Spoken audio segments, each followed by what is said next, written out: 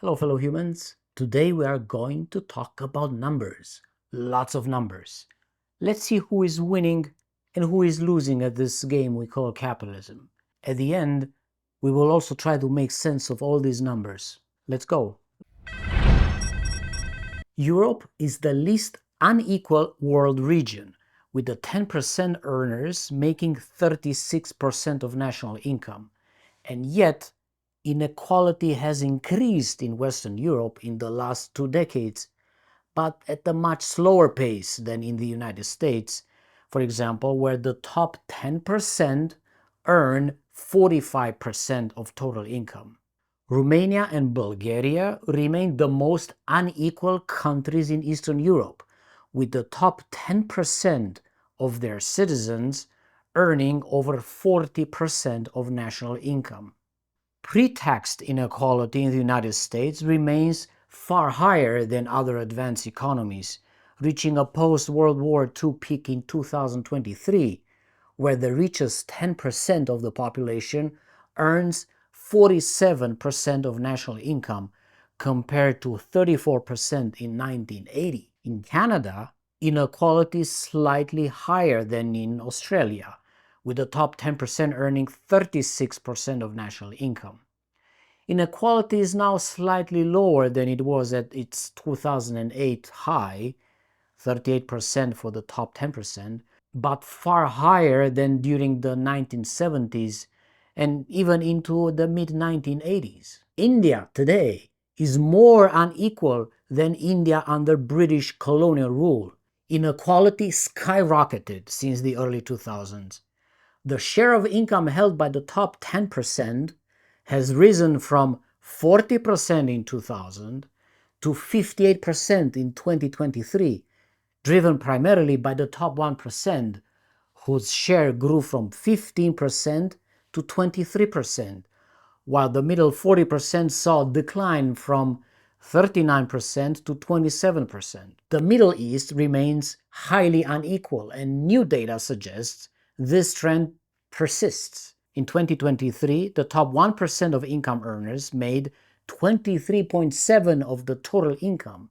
The top 10% earned 56.8%, and the bottom 50% earned 10.7%, while the middle 40% made 32.4%. Sub-Saharan Africa is often described as one of the poorest regions in the world, but less often as one of the most unequal. However, with the richest 10% capturing 55% of the national income and the top 1% earning 20%, it ranks among the most unequal regions in the world. In South Africa, an extremely unequal country, 10% of the population holds around 65% of the total national income. Guinea, Mauritania, Guinea-Bissau, Nigeria, Liberia, Gabon, Benin, and Côte d'Ivoire are close to the levels of the most unequal European countries, Bulgaria, Romania, and Poland, where the share of the top 1% is around 40%. 252 men have more wealth than all 1 billion women and girls in Africa, Latin America, the Caribbean combined. The 10 richest men in the world own more than the bottom 3.1 billion people. If the 10 richest men spent $1 million each day, it would take them 414 years to spend their combined wealth. Since 1995, the top 1% have captured 19 times more of global wealth growth than the whole of the bottom 50% of humanity. Inequality is now as great as it was at the pinnacle of Western imperialism in the early 20th century.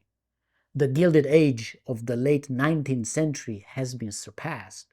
20 of the richest billionaires are estimated, on average, to be emitting as much as 8,000 times more carbon than the billion poorest people. Since 1995, the top 1% have captured nearly 20 times more of global wealth than the bottom 50% of humanity. Over 4 decades of economic reforms, China has experienced a remarkable rise in living standards alongside a tremendous increase in inequalities. China now has the second largest number of billionaires globally, with the top 10% owning 68% of the country's wealth compared to 70% in the USA.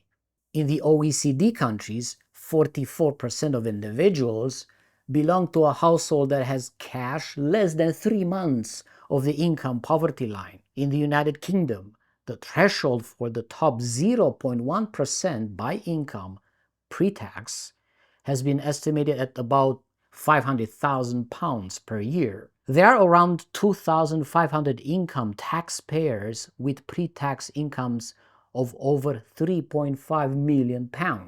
The median CEO pay for the FTSE 100, the 100 biggest firms in the UK stock market, was £3.9 million in 2022. For the FTSE 250, the next biggest 250 companies, it was £1.8 million per year. Altogether, FTSE 350 companies spent £1.3 billion on just 570 individual executives. Household wealth of £3.6 million, which is the threshold to be in the top 1%, might encompass a pension pot of £1.7 million, £1 million worth of property, physical wealth, cars, art collection, etc., worth €216,000, and the remaining €700,000 made up of financial wealth, for example, shares in companies or cash in the bank. BlackRock owns 5 to 10% of every major publicly listed corporate residential landlord. So does Vanguard and State Street, the other two of the so-called Big Three universal owners. Between them, they now own more than 20% of the average S&P company. Blackstone Real Estate needed to have only $110 of client capital under management to earn $1 of profit in 2020. Compare that with $1,604 needed by BlackRock, which is a different company. Pound for pound, in terms of returns on assets under management, Blackstone Real Estate is 15 times more profitable than BlackRock as a whole, meaning 15 times as efficient in converting managed client capital into asset manager profit. Some bullet lessons. Numbers do not mean much without the rules of the system in which they operate. Sure, inequality is super high. Numbers do not tell us why. Numbers say nothing about the rules of the game. Talking about the rules of the game is as important as looking at the numbers. Even if your wage is somehow keeping up with inflation, your wealth is going down on average if you are not in the top 10%. Some very important things cannot be measured by numbers, such as the moral code that is used to legitimize the lifestyles of the winners.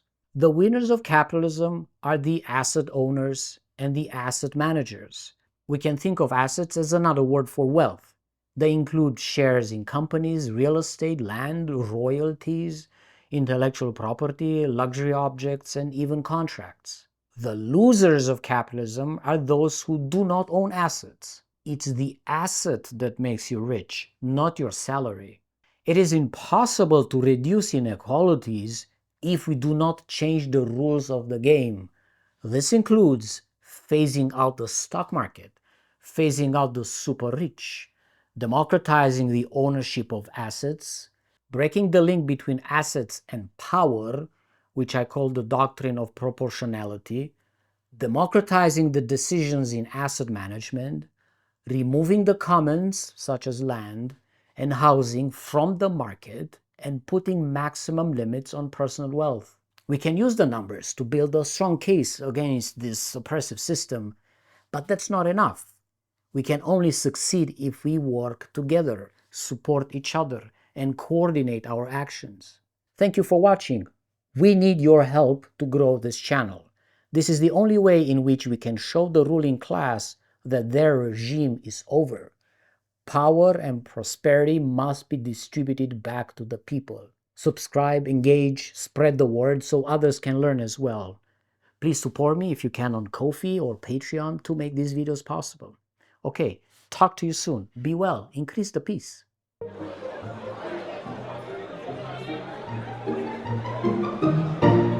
George Russell is a power in the land. Before long, you'll put money into his pocket with every train ticket you buy.